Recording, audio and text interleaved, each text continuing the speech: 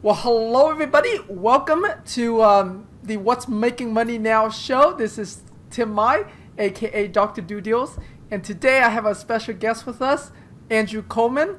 And Andrew is it's an awesome investor. He hasn't been doing this for a long time, but he's doing a lot of deals, making a lot of money, making a lot of difference in the lives of homeowners as well as other investors that he works with as well. So, Andrew, welcome. I'm really glad for us to have this interview together today. All right, it's great to be here with you, Tim. Awesome. All right.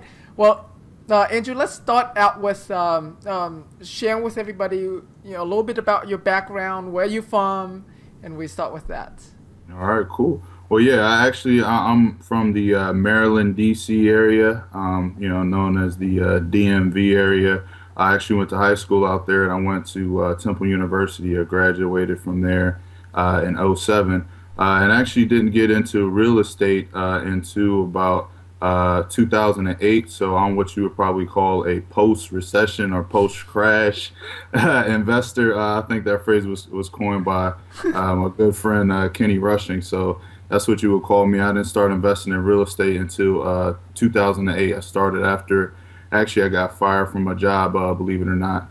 And I read a book by Robert Allen called Nothing Down. Basically, from there, I got a mentor, and then it took me about 6 months to close my first wholesale deal, which was in Philadelphia, Pennsylvania. I know that market a little better than I did the Maryland, D.C. area. But since I've advanced in my career, I've definitely branched out into different markets. So that's basically kind of how I started, and since then I've been doing it now full time for about 4 years, and I have made some great money doing it, met a lot of great people doing it, helped out a lot of great students. So now I'm at the point now where it's all about service. It's about giving back to others and helping empower other people. Awesome, and that's what this show is about. We are very committed to your success. Not just you, Andrew, but we're committed to all of the listeners' success. We want to make sure 2012 here is going to be the biggest year ever for everybody. So, all right. So, where are you living now? Okay, well, right now I'm currently living in Philadelphia, Pennsylvania. I have a condominium that I have out there, but I often also go back to the Maryland, D.C. area, out to where my parents live. They live out Got in it. Bowie, Maryland. Okay. It's about 15 minutes from D.C., so I go there a lot also too, kind of go back and forth. As I told you before we got on the call, I'm actually right now in San Jose, California. That's out in the Bay Area. That's like about 30 minutes from San Francisco. So I'm out here right now. Yesterday it was sunshine out, but today, it's a little gloomy, a little cloudy right now. But that's basically where I'm at. Got it. Okay. And where are you doing most of your deals now? Oh, right now, I'm doing most of my deals actually nationwide and actually worldwide too, believe it or not. But the best market experience that I have, and when I got started, was in Philadelphia, Pennsylvania. When I started there, that's where my mentor started me. He had me going around, throwing up bandit signs, going out talking to people, passing out flyers, going to investors meetings, and he really had me concentrate. So I know the importance of focus, and mastering one thing, sort of like mastering the basics and focusing on the fundamentals. So, my advice to people out there would be is to pick one market to start off first. Might be in your home area, and just know that market like the back of your hand. And that's where you should start. So I started there in Philadelphia, and that's where my most market expertise is. But right now, currently, I'm investing, all over. I've done some deals in Waynesboro, Tennessee. I'm trying to remember because a lot of these houses now that I've seen since I've advanced in my career, I haven't even seen the houses. So it's kind of funny. But I do go out and visit. Like I told you, we have a rehab job that we're doing out here in San Jose, California.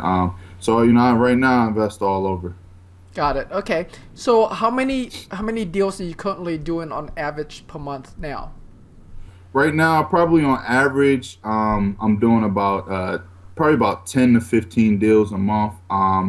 That basically, I mean, it's most of the time it's a little more like last month, December, when I tracked all my deals.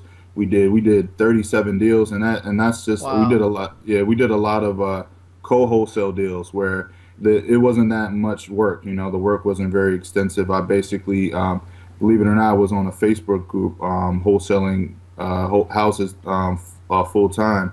Went on there, partnered with a couple of people. They had homes, I had buyers, and we just kind of did deals that way. And it's very easy. I mean, it's probably, in my estimation, probably the best way to get started. I remember even when I was getting started back, not that long ago in 2008, that wasn't a very recognizable niche in real estate. But now, to be honest with you, it's probably one of my favorite niches. It's very profitable. I feel like the consistency and the income is there also too. Right. Awesome. Yeah, and we'll talk more about that later here, so people know what that means. But what is your average profit per deal? Would you say? I would say right now we basically are doing there's basically three ways we make our money in real estate. We do wholesale deals, Hmm. we do rehab and retail flips, and then we also buy some homes and fix them up and keep them for cash flow and appreciation and those things. For our wholesale deals, our basic average profit is between about 5,000 and 20,000, somewhere around there. It depends on each market, and it also depends on whether we do what we call a full service wholesale deal, where we basically will make the deal multiple streams of income. I'll give you an example. We'll have a relationship develop with a contractor, and we'll bring the buyer to the table, and then we'll also provide the contracting services. So though the contractor will write in a 10% referral fee for us. So if the repairs are 100,000, 10%, that's 10,000. So we might make a couple of that. It just depends. Some Right. buyers that we have their own contractors. They don't need ours. Some are newbies. They need contracts. So it's a case by case basis. That's a good idea. Actually, I've never thought about adding a contract referral fee to my wholesale deals. That's a really good idea. Yeah, yeah. I actually learned that from my mentor. My mentor, Peter Veskelman, he taught me that. He basically had me go out and just build relationships with people, build relationships with contractors. And then when you first start doing it, you should actually go out to the house and visit with the contractor first and do a walkthrough and make sure he's aware of what's going on. And as he writes up the bid and the estimate, make sure he adds the 10% referral fee in there for you. And then as you guys build a relationship and you do more business, then you don't have to necessarily go out there and meet them every time. Got it. That's an awesome idea. And then all right, so for wholesale deals is 5 to 20,000, and for rehab deals, what kind of profit there? For rehab deals, we look to get about 30%. That's normally how we calculate it. So, Got it. Okay. that's normally how we do it. And then for our whole deals, we normally like to do apartment buildings, as big as we can get them, because we feel like it's the same amount of work if you do it for a single family Hmm. than apartment. Right now, I actually have a group of investors that I work with, and we have a pool of a few apartment buildings we just own. I give you an example. We just acquired one that's in, I believe it's in Brooklyn, New York, and it's a 160 unit building. And they actually acquired it with, I believe, 90% seller financing. And those deals are Wow. actually quite frequent. I know that we were probably gonna talk about where we get our deals from, and not to jump the gun early, but the bulk REO tapes and the asset managers and the banks, we feel like are where the best deals are at right now. Got it. Got it. Awesome. So let's talk about your first deal, because Okay. it's my favorite deal to talk about, right? Because it's the deal that either make you or break you, right? Yeah. you you know Yeah. you either quit before the deal happen, or after you do that deal you're like, I will never do another real estate Yeah. deal in my life, right? And Yeah. you just hate it, or you do the deal and you're hooked Yeah. forever, right? Forever. So let's talk about that first deal. And so share with us, yeah, your stories around that. How you how you found it, what happened in the deal, what challenges you got. We'll start with that. Okay, all right. How I found it. All right, how I found the deal was it was by flyers. Believe it or not, I was in Philadelphia. I was in North Philadelphia. That's where Temple University is located. That's where I went to school. So I was just out, and I believe I can't remember exactly. Where oh yeah, I was living there at the time. Actually, I was living there at the time. It was I was in actually I was living in South Philadelphia. That's where it was. And then the house that I got from the owner was in North Philadelphia. So I'm outside walking around. I printed some flyers that I just typed up on the Microsoft Word, printed them out. I think I printed up like 30 real quick and just put them in people's doors, handed them to people, networking with different people. If I saw like a building permits sign in a window, I'd go network with people, talk to the mailman, because they go around and talk to delivery people because they go around, see houses, and just go out and make it happen. So I went out there and I'm done passing out flyers for the day. I go home. This lady calls me off a flyer. She's like, "Hello, hello. Is this, cash, fast cash for homes now?" I'm like, "Yes. My name is Andrew." I go through the whole little spiel or whatever. To make a long story short, she was like, I have these two properties. One is located in North Philadelphia on Ridge Avenue. It's like a pretty well-known avenue off of Broad Street. And then one's located in sort of not a, it's sort of a war zone, area that you would call. So she was like, I just want to get rid of them. I don't really owe anything. I just want to get rid of them. I was like, okay, what are you looking for them? And she said, I'll take anything. And I was like, okay. And then I know my mentor told me, and I was just starting off to not really make offers over the phone yet because I wasn't that really comfortable talking with sellers. So, I go back home, I print out contracts, and I email her a contract. And I said, I'm just gonna go for it. I'm just gonna offer her 500 for one property and 2,000 for the other property and see what she says. I email it to her, scared out of my mind. She emails it back to me and says, or calls me back and says, "Okay, let's do it." I said, What? let's do it." So I actually walk out and go meet her, sign the contract right there on the street, go get it notarized. Once I go get it notarized, I basically start marketing the property. I put up a Craigslist ad. And then it said, property, I got it for one for 2,000, one for five for 25. So I made 10. So I believe that I put it out there for 12,500. That's what I was. I found a buyer on Craigslist. And then he basically paid me cash right there in the Philadelphia City Hall, right there on the spot. And then he actually met the seller after that. We did the deal, and he took over the properties, rehabbed them, and actually still go by there and visit those two houses. And a lot of emotions are provoked when I go by there and see that. So and I made $10,000 off that first deal. And like you said, you either never do that or you're hooked. And actually, to kind of make the story a little more interesting too, the week before that, I had put a property under contract. I made an offer with a realtor, and I gave up $500 of earnest money, and I gave it to the realtor, which was a mistake on my part. You never really hand anybody money. You always want to have it with a third party, Right. or in an escrow. And so I didn't I ended up closing on that deal, and I ended up losing the 500. Then this deal comes along, and that happens. So that proves that that it just all it takes is perseverance, and just to keep going. You have to be prepared for either scenario. Right. When you have to be prepared whether the deal fails or whether it succeeds. So I learned a lot from that deal. Right. So, what was wrong with the house? Why was she selling it for so cheaply? Did she owe uh, money on it? Is there a lot of repairs? What happened? Well, it did. It needed some repairs. The one house that was in the war zone was basically a Mm-hmm. shell, so it Got needed it. some repairs. She didn't really owe anything on it. She inherited the homes, I believe, from her mother, who had actually paid them off. And believe it or not, in the older cities, I found out like Philadelphia. Philadelphia is actually where like kind of like where America started. It's where 1716 that the Constitution was signed and all that. So a Mm. lot of these homes are actually free and clear, and they're owned by older generations, and they're passed down.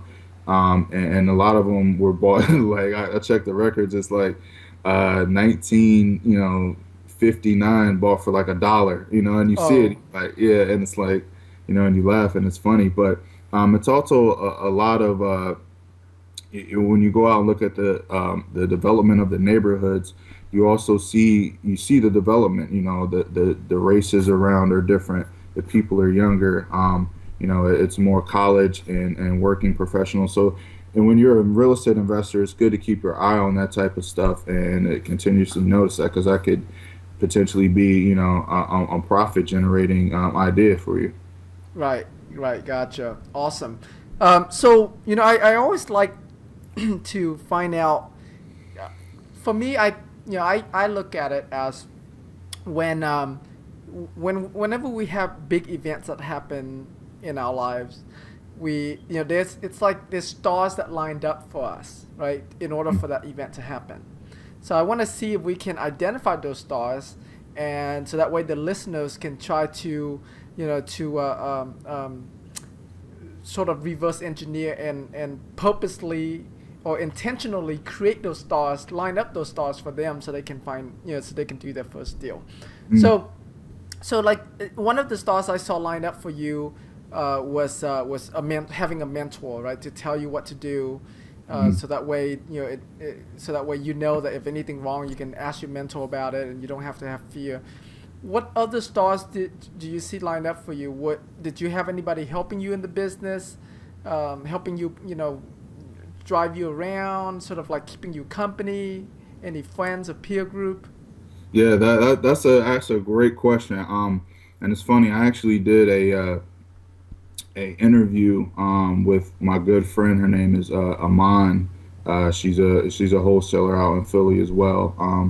And we were talking about that, and we said one of the ways to, like you put it, to have your stars aligned is to create an environment around yourself. Oftentimes, a lot of people that I handle, a lot of my students, a lot of people that I talk to, they had a full-time job and they're trying to get into real estate full time and they're trying to get out of the rat race and they're trying to get financially free. They're trying to do those things, and I feel like real estate is the way. So one thing that we said, sometimes your family members, because they know you so well and they know your thoughts and they saw you grow up and they saw you develop, they could sometimes be averse from you being an entrepreneur because Right. oftentimes in institutions here, like I went to college, I have a degree. So I know I've been through it. I know what it is. They can sort of brainwash you into believing that you need to be an employee or you need to follow the status quo. But you really have to, if you can't find an environment from your family or support, or a mentor, you may not have the money to afford it or the means to do it. You can really create a social environment around you for free. That's what I've done. Get on Facebook, Twitter, LinkedIn, YouTube, have your own blog. Those Web 2.0 technologies like Squidoo and Hub Pages. You can basically just get on there and just type in the people. Like you go on Facebook, start something, and then you say you want to be a real estate investor. Only add people that are real estate investors, so you're creating a support around you.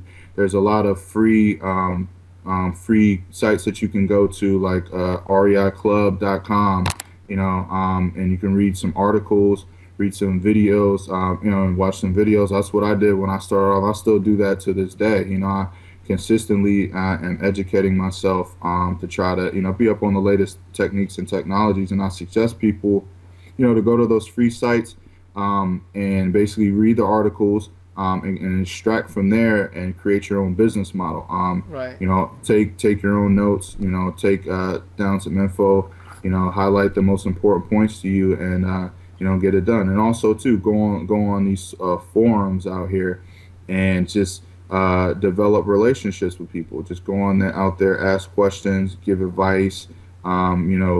Just you can't find a forum on something, just go on Google and type in wholesaling forum or Right. dog training forum, whatever it is, and just find a forum. And then I feel like that community of people will help you find and refer you to, maybe a mentor, maybe a contractor or an accountant or something like that. And I think that community provides that support for you and helps you align, yourself with that. So Got it. I think that just, to answer your question. Got it. Awesome. Okay, so let's go back a little bit about with this first deal. How long did it take you from the time that you got started in real estate investing to the time that you got that first deal? Okay. Well, I see. When I first had the idea to get it started in real estate, not to get off topic, but I had a few online businesses. I was selling things on eBay. I was actually trading stocks as well too. But I needed something more social, something where it was more of a people business. I was just sitting at the computer all day, it's just kind of hanging out, chilling, but I needed something more social, and so I picked up the book, like I told you guys, Nothing Down by Robert G. Allen. I was just reading the book. It was a great book, outstanding book.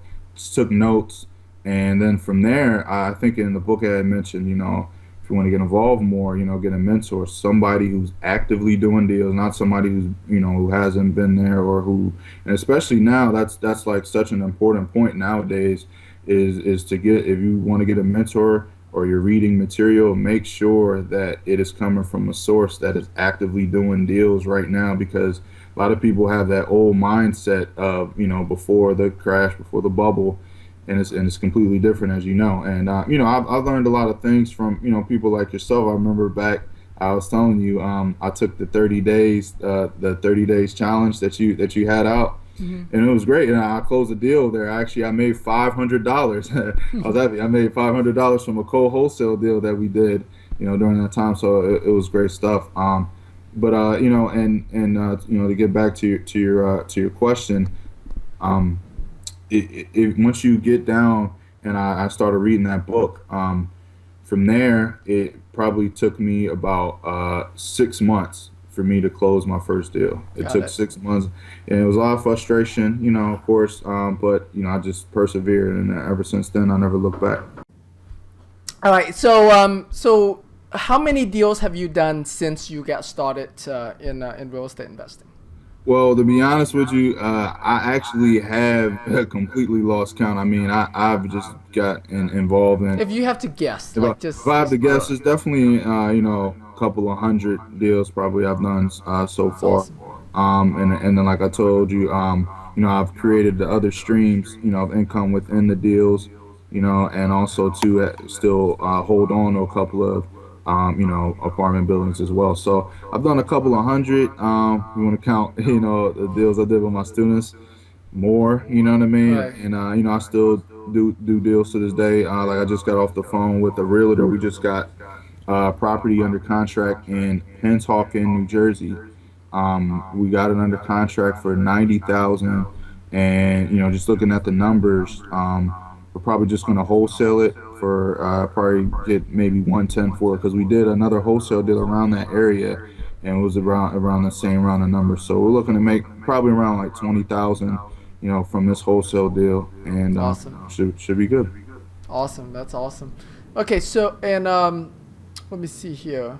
What type of deals is is making is I guess making the most money for you now, or how should I like what's hot for you right now? What type of deal is hot for you right now? Okay. The hot deals to me are anything involving banks. I feel like banks are probably the best motivated sellers right now. You know how we always in the real estate we coin that phrase, motivated sellers, and also we coin you make your money when you buy. Right. Also added too, you cash the check when you sell.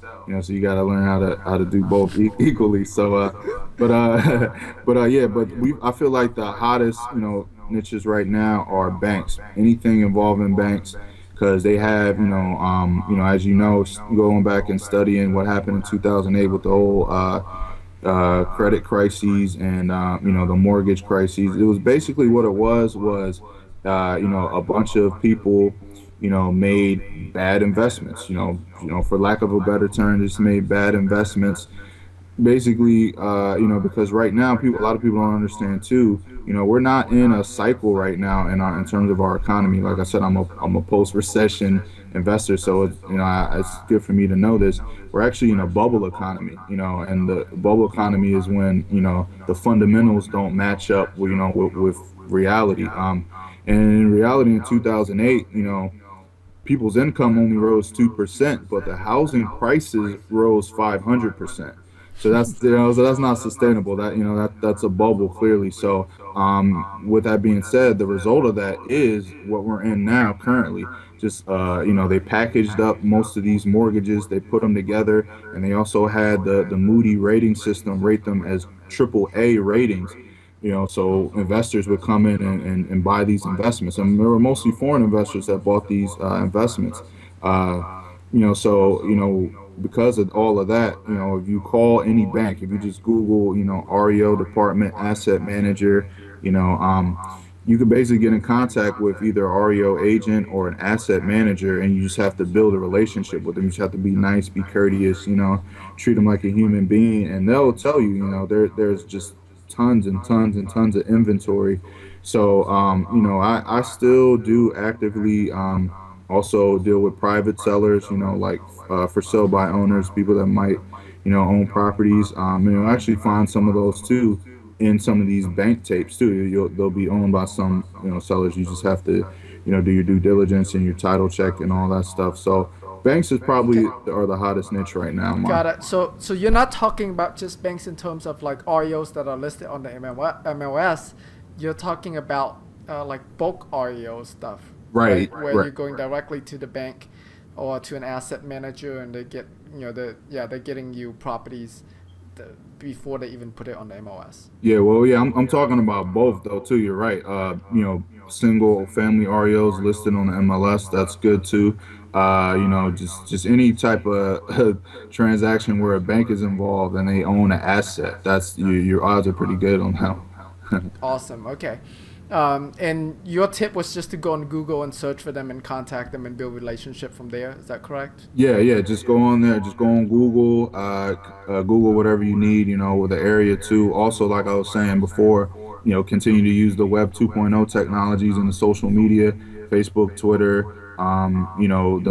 The forums, the a lot of real estate websites. Like I believe, what's one off the top of my head that I could give people? Greenpearl.com. You go to greenpearl.com, and there's several other sites like that too. You just get on there and network with people. You'll find agents, you'll find asset managers we found on there, you'll find wholesalers, you'll find investors and people that have access to tapes too. And the thing about that, dealing with a lot of people, you want to make sure you're protected always, so Right. it's important. Awesome. Okay. So I have a challenge for you, right? So we'll make this fun. Okay. So if you know, if you were to go back and assuming you're starting real estate investing all over again, right? Knowing what you know now, um, and you have to start real estate investing all over again, and you must make money within 30 days. So Mm. not 6 months that you went through. You have to do it within 30 days. Mhm. What would you do?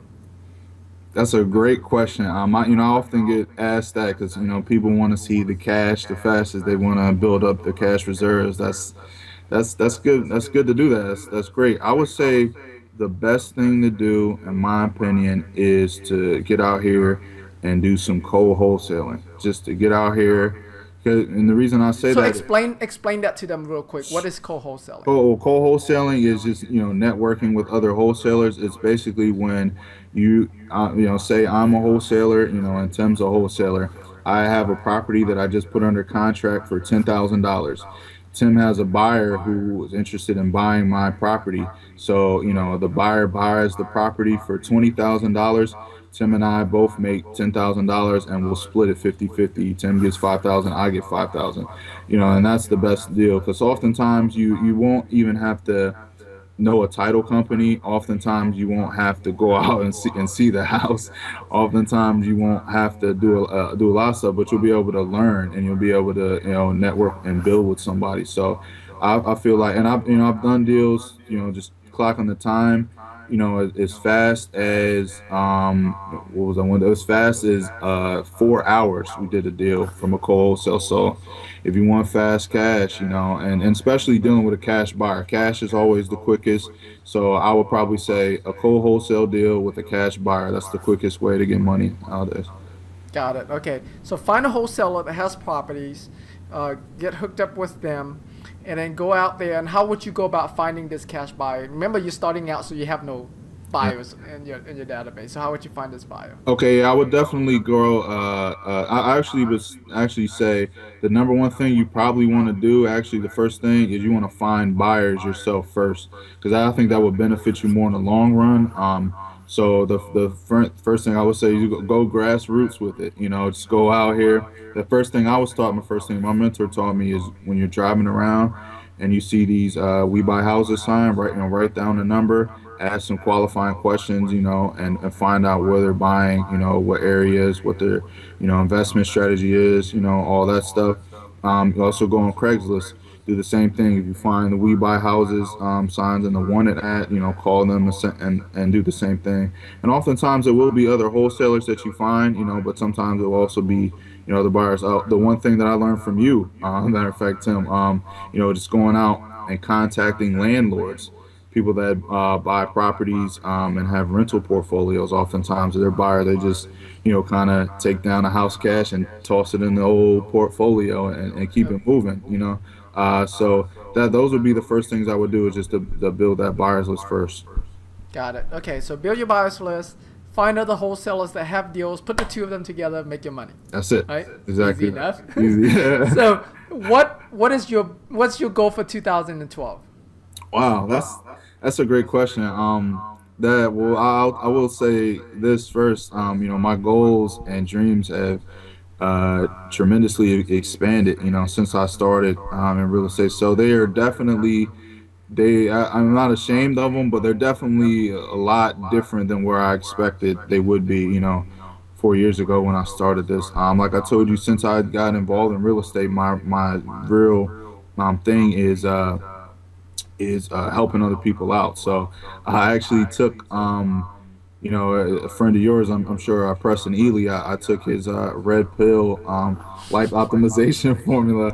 And so he had the thing where you write down, like your definite major purpose, and you have like, the word of your year.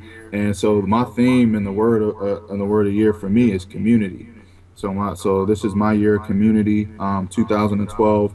I'm looking to build strong communities of like-minded people, and just really, my goals are always my number one goal in 2012 is just to help people reach their highest potential. That's my number one goal. I feel like if people are free, they're able and they're freed up to give the individual talents and individual skills that they have that nobody else has. Like I can't do what you do, Tim. You know what I'm saying? And you can't do what I do. So if we're both at our best, we're able to be at our highest. We're able to give our individual goals. So that's really my focus in 2012.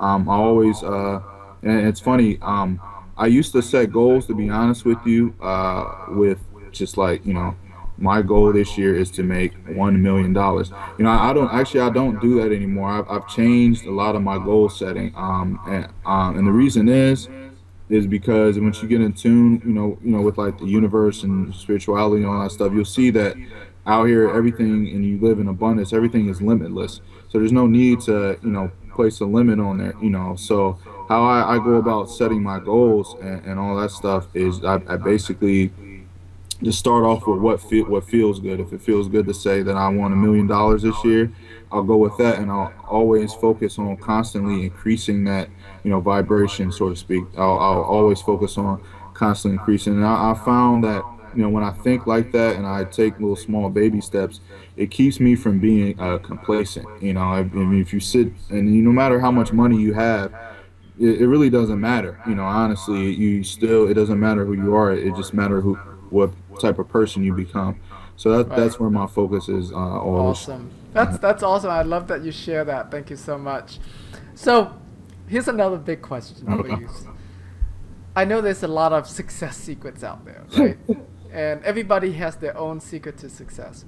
What do you think your biggest secret to success is? That's a great question. I mean, we could talk for hours about that. Hopefully, I don't go off on a tangent on a rant. But just to keep it, to keep it simple, I'd probably say a focused mind. When your mind is focused,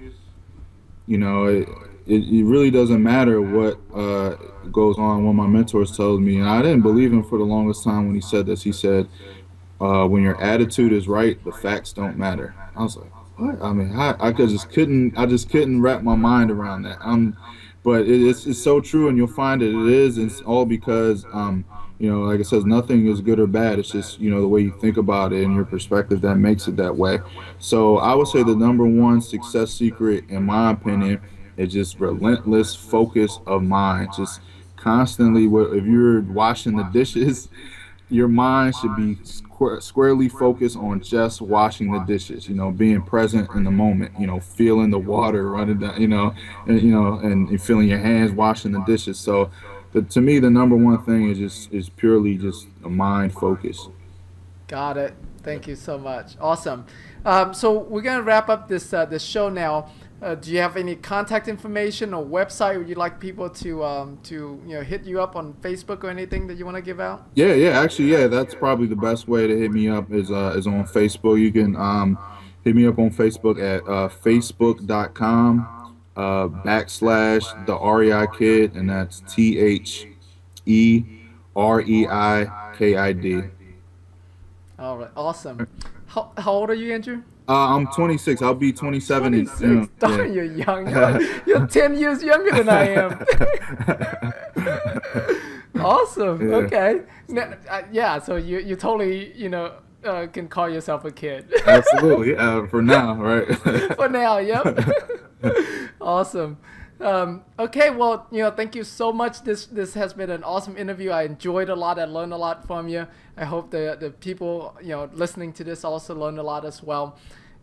Any last word you want to say to everybody before we say bye to them? Yeah, I would just say continuously educate yourself. Keep abreast of what's going on out here in the world. Continuously read your books.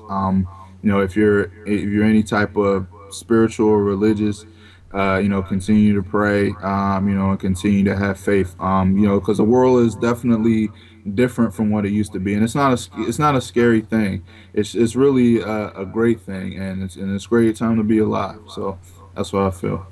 Awesome. Thank you so much, Andrew. That's awesome. Yeah. I think that goes straight to the heart. Straight to the heart, So, exactly. Straight to the heart. Exactly. So, thank you so much, buddy. No problem. All right. Thank you so much, everybody, for listening in. I'll see you on the next show. Bye, everybody. See you.